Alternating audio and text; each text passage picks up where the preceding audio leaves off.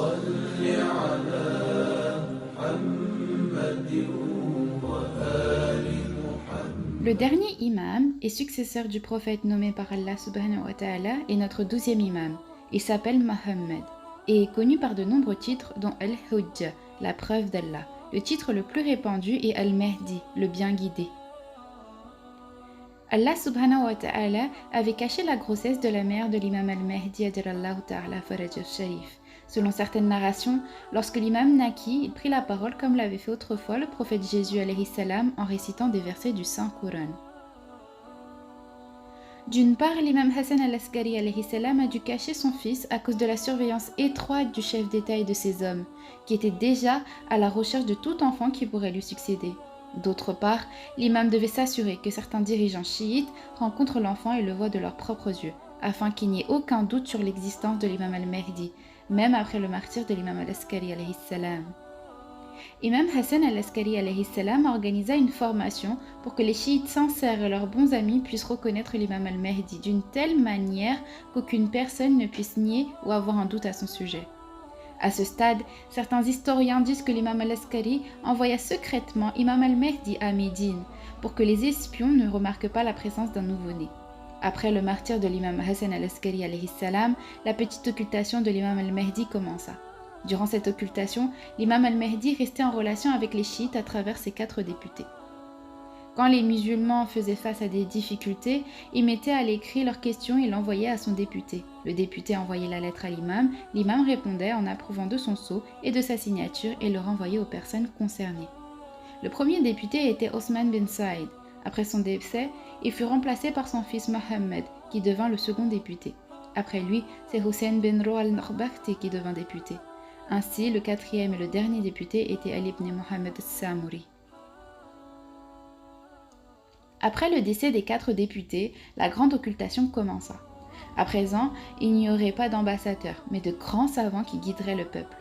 La grande occultation se poursuit jusqu'à ce jour. Tous les musulmans ont la conviction qu'avant la fin du monde, Allah enverra l'imam al-Mahdi pour remplir le monde de paix et de justice.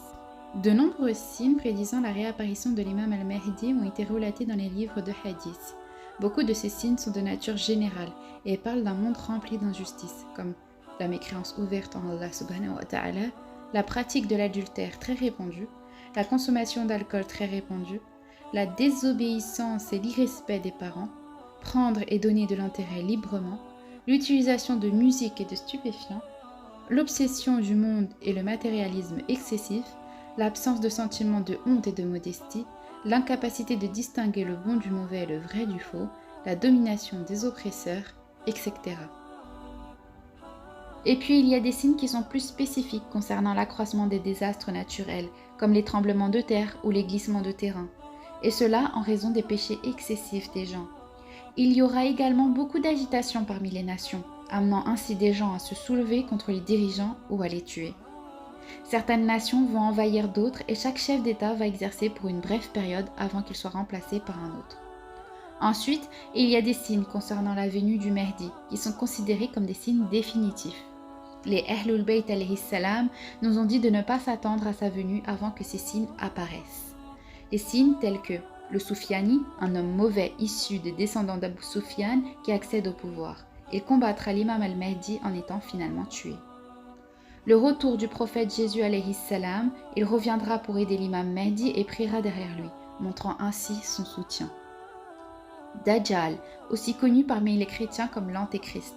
Il viendra à un moment où les gens mourront de faim partout dans le monde.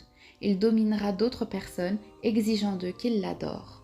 Certains disent que Dajjal est un système qui égare et trompe les gens.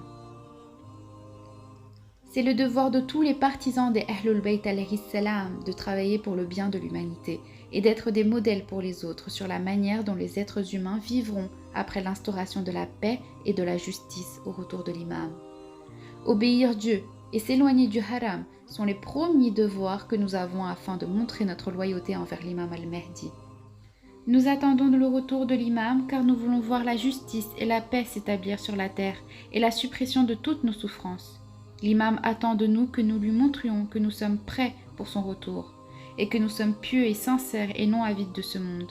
L'imam réapparaîtra seulement avec la volonté d'Allah et cela arrivera lorsque nous serons prêts à suivre sincèrement l'imam Ajalallahu ta'ala farajahu sharif. اللهم صل على